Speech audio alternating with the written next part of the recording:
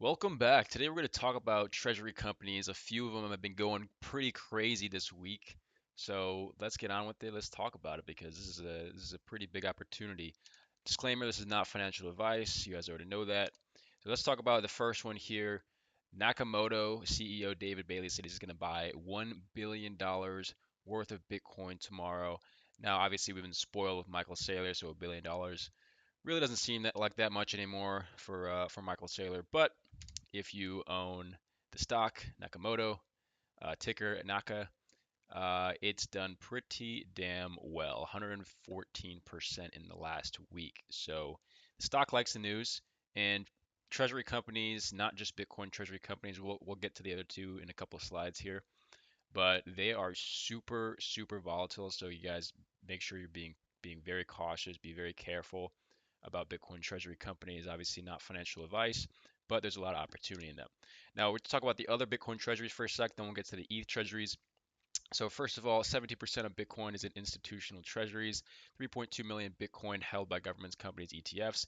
And in July alone, 166,000 Bitcoin has been bought by various Bitcoin treasury companies. The reason why this is so important is because 166,000 Bitcoin is so many times greater than the amount of Bitcoin that was mined in the month of July.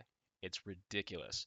And also, just to finish off the slide here, MicroStrategy now owns 3% of all Bitcoin in existence. So, supply shock is coming. Bitcoin treasuries are playing a huge part in that. Now, another chart here from Archie talking about rapid accumulation. Bitcoin treasury companies now hold 1.58 million Bitcoin worth 219 billion. So you can see just on the chart there, the amount of Bitcoin being gobbled up by treasuries is just going up and up and up. So this is something that we cannot ignore, you guys. And I just want to shout out Michael Saylor, happy anniversary for his 5-year anniversary for buying his first Bitcoin.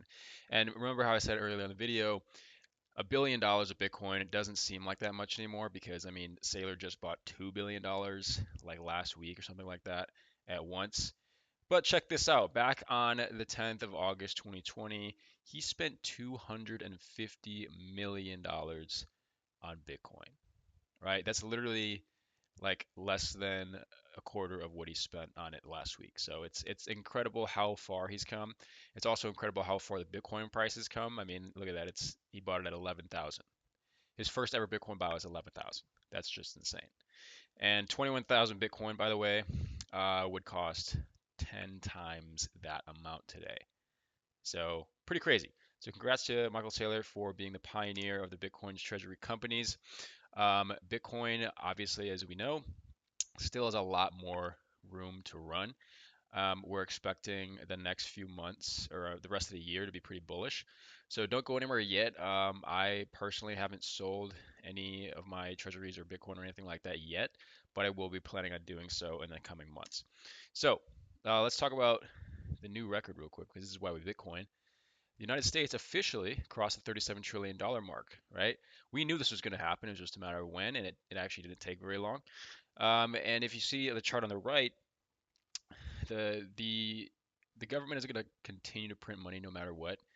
They're just going to find random excuses to blame it on. So, like if you look at the chart, right, Korean War, Cuban Missile Crisis, uh, Soviet Union collapse, 9/11, housing crisis, COVID. Like, there's so many things they could pin it on, but I mean, the reality is they're going to be printing money no matter what happens. Like, even if nothing happened, nothing, if there was no crisis, like the money would still be printed the same pace that it's been printed for the last 100 years. So, it's this is exactly why we need Bitcoin, and this is why so many people and so many companies are starting to buy a hand over fist, as you guys have seen in the previous slides. And this just kind of sums everything up.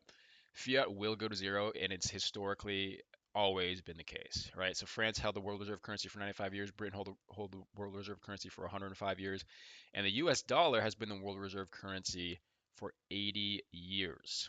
So, if history repeats here, we got another 15 to 25 years before there is a new reserve currency. Personally, I think it's going to be Bitcoin, obviously, right? But I think that's actually a pretty decent timeline, right? If Bitcoin is being adopted at this pace, in the next 15 years, maybe the United States dollar will be obsolete, and maybe everything will be priced in Bitcoin, and maybe everyone will own Bitcoin at that point. And I think that is where the trend is going, and it's very, very hard to deny that. So let's talk about the ETH treasuries. This is the juicy part.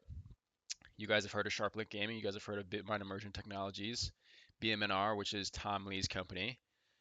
Well, they both did absolutely amazing in the last week. SharpLink Gaming up 42%. I think that's just today.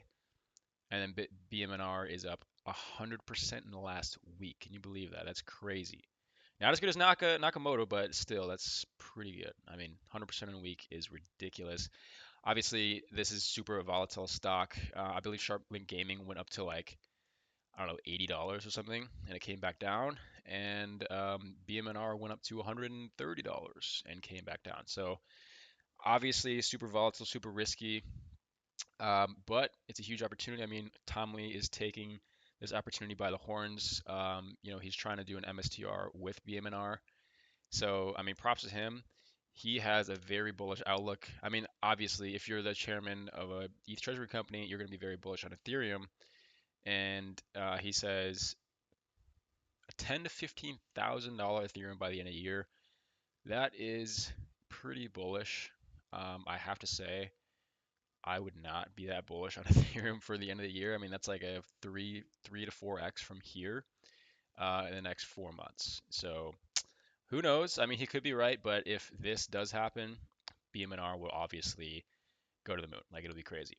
But I also wanted to bring up Matthew Siegel from Van Eck. He's a great analyst, and he has a more modest prediction of a $22,000 Ethereum by 2030. And he was saying, with recent movement in Ethereum, maybe he'd have to recirculate that and maybe increase his prediction because it might be too bearish. $22,000 ETH by 2030, maybe he'll up it to like 30 or $40,000 ETH. Who knows? But I'm not one to be extremely bullish on Ethereum. Me personally, I'm more bullish on Bitcoin. Um, but Ethereum, it has been very exciting recently, so I understand the hype. Now let's talk about altcoin season for a second because as we all know, Ethereum usually kicks off alt season. So it's great to see Ethereum pumping. You need to consider the possibility that altcoin dominance is breaking out from a 7-year correction, as you can see in the chart down there. This 7-year RSI falling wedge will send altcoin strength on its first impulsive move in 8 years. So what he's trying to say here, shout out to TechDevX, um, altcoins might be about to blast off. And I was part of the 2021 bull run.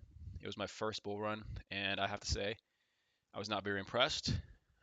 Mainly because I missed the top. Obviously, a lot of people did.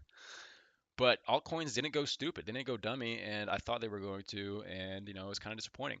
So this is showing a 7-year falling wedge pattern for altcoins, and if alt dominance breaks through, we might see it to really start taking over the market. Bitcoin dominance drops, altcoins start getting a bunch of liquidity, and they start taking off. So pretty exciting stuff. We'll definitely keep an eye on that, and obviously altcoins start taking off. Everybody's happy. Everybody's got big, massive bags.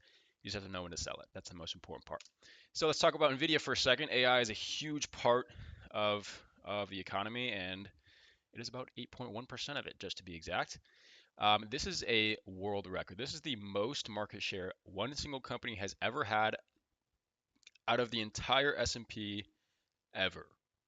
This is pretty incredible. So Nvidia is like a $4.2 trillion stock. It has a higher market cap than the entire crypto industry. All right, think about that. One company, Nvidia, has a higher market cap than all of crypto, which is crazy. It also has a bigger market cap than like the entire stock market of Japan, Australia, Germany, like just a bunch of random countries, just one company. So you can see here the Kobe letter, Nvidia accounts for 8% of the S&P 500, the most out of any individual stock. The only company to exceed that was Apple back in 2023. And this is history in the making, and Nvidia has continued to make history. I mean, just a couple months ago, it became the largest market cap ever, and now, of course, it has become the greatest market cap share of the S&P 500, which is just it's amazing. And it's hard to see this slowing down with the adoption of AI, but I will keep you guys updated on that as well. I just want to touch on a couple macro things real quick. We talked about how college is a scam last time. I firmly believe that unless you know exactly what you want to do. But as you can see here, even if you do know exactly what you want to do out of college, there is still a pretty good chance you will get a job. Unemployment rate for 20 to 24-year-old graduates, it's increasing, right? And obviously, that's not a good thing, especially if you spent a bunch of money to go to college. And then finally, inflation. Right, well, you guys know about inflation. A share of Americans who say select financial pressures are a majority of stress. Well, I'm going to have to agree with that. And as you can see, groceries, housing, savings, those are all huge problems today. And I'm sure you guys are feeling that too, which is why we Bitcoin. What do you know? Finally, we talked about this in my last video. Donald Trump did say he was going to put a tariff on gold, and today he was like, "Nah, like I was just joking. What are you guys talking about? I wasn't being serious." So yeah, gold will no longer be tariffed. Um, and as Michael Saylor said, Bitcoin will never have tariffs, which is true. So, I mean, there's real gold, digital gold. I mean, the choice is clear, in my opinion. So that's everything for today. I want to thank you guys for watching. Make sure you guys leave some feedback in the comments below. Let me know what I could do better. Let me know if you guys like the content. Make sure you like and subscribe. I'll see you guys next time.